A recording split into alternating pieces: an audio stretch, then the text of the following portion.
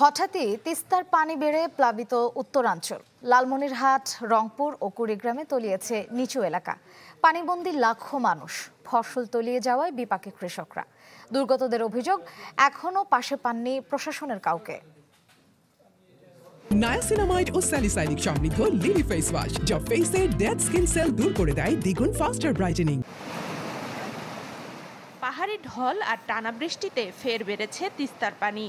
তলিয়েছে লালমনিরহাটের ৫ উপজেলার চরাঞ্চল ও নিচু এলাকা। সড়ক ডুবে বিচ্ছিন্ন যোগাযোগ। দুর্ভোগে পড়েছেন ৩০ গ্রামের লাখো মানুষ। গবাদি পশু নিয়ে অনেকে আশ্রয় নিয়েছেন ইস্পার বাঁধসহ উঁচু জায়গায়। নিরাপদ আশ্রয়ের খোঁজে নির্ঘুম রাতও কেটেছে অনেকের। ফসলি জমি ডুবে যাওয়ায় দুশ্চিন্তায় কৃষক। আস্তে আস্তে কেমন বাড়তে বাড়তে ঘরের পর্যন্ত উঠে গেছে। ঘুম থেকে উঠি দেখি ঘরের ঘর পানি, মানে হাঁটু পর্যন্ত। লোকালয়ে যে রাস্তা বন্যাতে তলিয়ে গেছে এবং মানুষ খুব বিপজ্জনকের মধ্যে আছে। সকাল থেকে তো ওই যে বস্তা দিবে দেখছি, পানা দিবে দেখছি, কিন্তু তা তো আসলে না, ভাঙি গেল। সেখানে কয়েকটা সড়কের কিছু নিম্ন অঞ্চলে পানি প্লাবিত হয়েছে। অলরেডি একটি রাস্তায় ভাঙন দেখা গেছে, সেখানে আমরা সাময়িকভাবে বালির বস্তা দিয়ে ভাঙন প্রতিরোধের ব্যবস্থা করছি। রংপুরে ভাঙন দেখা দিয়েছে তিস্তা সেতু রক্ষা বাঁধে। ঝুঁকিতে লালমনিরহাট রংপুর মহাসড়ক।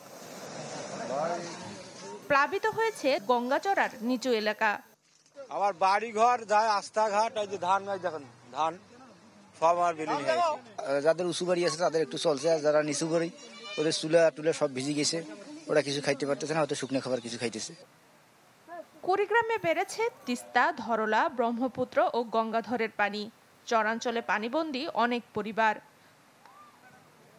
দুধকুমার নদে ভেসে আসে লাখ লাখ গাছের গুড়ি।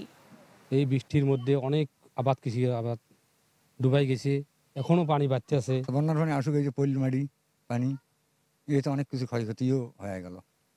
কারণ আমার কৃষকেরা অসহায় আছে, বর্তমানে চলবো কি করি।